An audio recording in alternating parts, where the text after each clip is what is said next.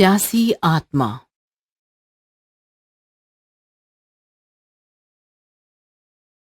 बाबूजी, बाबूजी बहुत प्यास लगी है, पानी दे दो।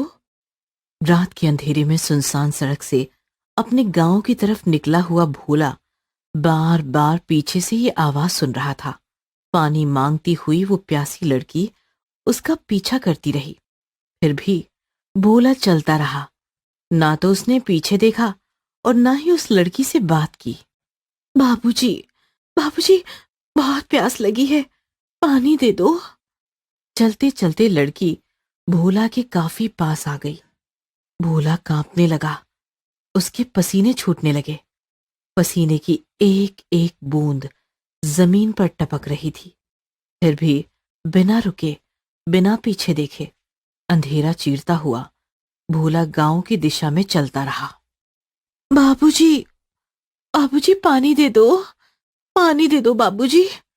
जैसे जैसे भोला उसे नजरअंदाज कर रहा था, वैसे वैसे उसकी आवाज काफी भयानक बनती गई, उसके काफी करीब आती गई।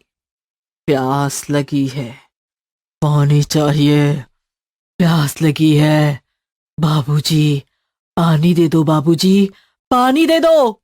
भोला पसीने से तरबतर हो गया, क्योंकि वो लड़की चलते चलते पीछे से भोला को लटक गई थी। फिर भी भोला ने उसे नीचे नहीं पटका। उसका बोझ उठाकर वो बस सामने देखते हुए चलता रहा। लड़की भोला की गर्दन से टपकता हुआ पसीना पीने लगी। पीछे से लिपटी हुई उस लड़की का चेहरा जैसे ही सामने भोला की तरफ बढ़ने लगा, भोला ने अपनी दोनों आंखें बंद कर ली और चुपचाप चलता ही रहा, चलता ही रहा। चलते चलते गांव आ गया और पीछे से लिपटी हुई वो लड़की अचानक गायब हो गई। भोला ने 1 मिनट रुककर चैन की सांस ली और गांव में भाग गया। ये कहानी है बिरसिंहपुरा की। एक हाईवे किनारे बसा हुआ काफी छोटा और शांत गांव था बिरसिंहपुरा। सच में काफी शांत गांव था। अखबार की सुर्खियों से दूर, न लड़ाई, न झगड़ा, न चोरी, न चकारी। लेकिन पिछले कुछ दिनों से बिरसिंहपुरा लगातार अखबार की सुर्खियों में आ रहा था। खबर काफी भयानक थी।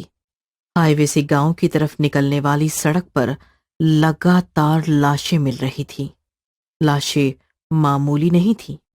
उन्हें इतने बुरे तरीके से फाड़ा गया था कि उनकी पहचान करना भी मुश्किल था।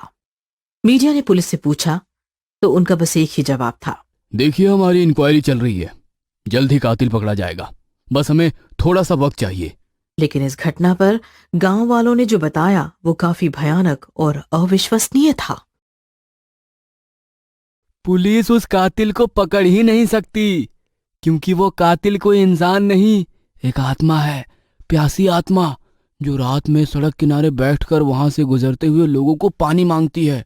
जो उससे बात करेगा, उसकी तरफ देखेगा, उसे फाड़कर उसका खून पी जाती है। जो उसकी तरफ बिना देखे चलता रहता है, उसका गांव तक पीछा करती है और फिर गायब हो जाती है।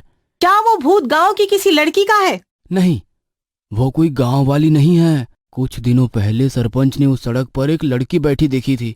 पता नहीं कौन थी, कहां से आई थी। पूछा तो बोली एमपी से हूं। सड़क पर ही बैठी रहती थी। पागल समझकर उसे किसी ने कुछ नहीं कहा। लेकिन 2 हफ्ते पहले पता नहीं कहां गायब हो गई। उसके गायब हो जाने के बाद ही उन 4 लोगों की लाशें मिली सड़क पर। गायब हो गई तो फिर कातिल वो कैसे? और वो लड़की अचानक आत्मा कैसे बन गई? वो आत्मा पहले से ही थी, बस हमने ही उसे पागल समझकर नजरअंदाज किया। आत्मा ना होती तो एमपी से भटकती हुई यहाँ क्यों आती? ये मान लिया कि वो आत्मा है, लेकिन मर्डर उसने ही किए हैं, इसका क्या सबूत है आपके पास? जी, उसका जीता जागता सबूत है ये अंधा। बता रे। जी, मैं जन्म से अंधा हूँ। शहर के बस स्टैंड पर गाना बजाना करके पेट पालता हूँ। मैं अंधा जरूर हूँ, लेकिन मेरे आगे पीछे जो चलता है वो मैं महसूस कर सकता हूँ। उस रात मैं बस स्टैंड से उतरकर गांव की तरफ आ रहा था। मैंने महसूस किया कि मेरे आगे कोई जानवर किसी का कच्चा मांस चबा रहा है, लेकिन वो कोई जानवर नहीं था, वो प्यासी आत्मा ही थी। बिल्कुल मेरे सामने किसी की लाश चबा रही थी। लेकिन तब मुझे लगा कि कोई जानवर होगा। मैं डर कर बिना इधर उधर देखे वहां से जाने लगा। जैसे ही मैंने उसको क्रॉस किया वो उठ गई और उसने मुझसे कहा, बाबूजी, पानी दे दो। बाबूजी, प्यास लगी है, पानी चाहिए। मैंने खतरा महसूस किया और बिना कुछ कहे बस चलता रहा। उसे शायद पता नहीं चला कि मैं अंधा हूँ। वो मेरे पीछे पीछे चलने लगी, पानी मांगते हुए। बाबूजी, प्यास लगी है बाबूजी, पानी चाहिए। उसकी आवाज और ज्यादा भयानक हो गई थी। मैं समझ गया कि किसी भूत प्रेत का चक्कर है। मैं बिना रुके आगे ही चलता रहा। वो मेरे पीछे चलती रही और अचानक पीछे से लिपट गई। मैं फिर भी चलता रहा। उसके मुंह से मुझे खून की बदबू आ रही थी। बाबूजी, प्यास लगी है, पानी चाहिए। मैंने उसे जवाब ही नहीं दिया। वो मेरा पसीना चाटकर अपनी प्यास बुझाने लगी। उसके लंबे लंबे नाखून मेरी गर्दन पर मैंने महसूस किए। मैं बहुत ज्यादा डर गया था। अचानक चलते चलते सड़क पर गिर पड़ा। शायद तब उसे पता चला कि मैं अंधा हूँ। फिर उसने मुझे परेशान नहीं किया।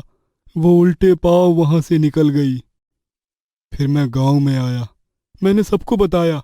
पहले किसी ने मेरा विश्वास नहीं किया, लेकिन दूसरे दिन जब एक लाश मिली तब सबको मेरा यकीन हुआ। आपने ये बात पुलिस को बताई? बताई, बार बार बताई, लेकिन उन्होंने हमारा विश्वास ही नहीं किया। उनका मानना है कि वो 4 हत्याएं एक तो किसी जानवर ने की है या तो किसी मेंटल ने।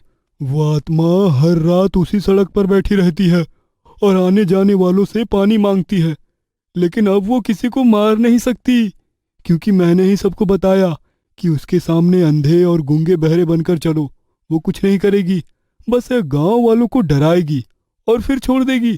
क्यों भोला, बता ना। हाँ, ये बिल्कुल सच कह रहा है। मैं बोला, मैं कल शहर से देर रात लौट रहा था, तब उसने मुझे भी पानी मांगा, लेकिन मैंने उसके सामने गूंगा बहरा और अंधा बनने का नाटक किया तो उसने मुझे छोड़ दिया। तो ये थी बिरसिंहपुरा की कहानी। पुलिस प्रशासन उनकी इस कहानी पर विश्वास नहीं कर रहा है। गांव वाले कब तक घर में छिपकर बैठे रहेंगे? उनका रोज रात उस प्यासी आत्मा से सामना हो रहा है और उससे बचने के लिए हर रोज कोई न कोई गूंगा, बहरा या अंधा बनने का नाटक कर रहा है। और वो खून की प्यासी आत्मा बार बार वही बात दोहरा रही है। बाबूजी, प्यास लगी है, पानी दे दो। बाबूजी, प्यास लगी है, पानी दे दो।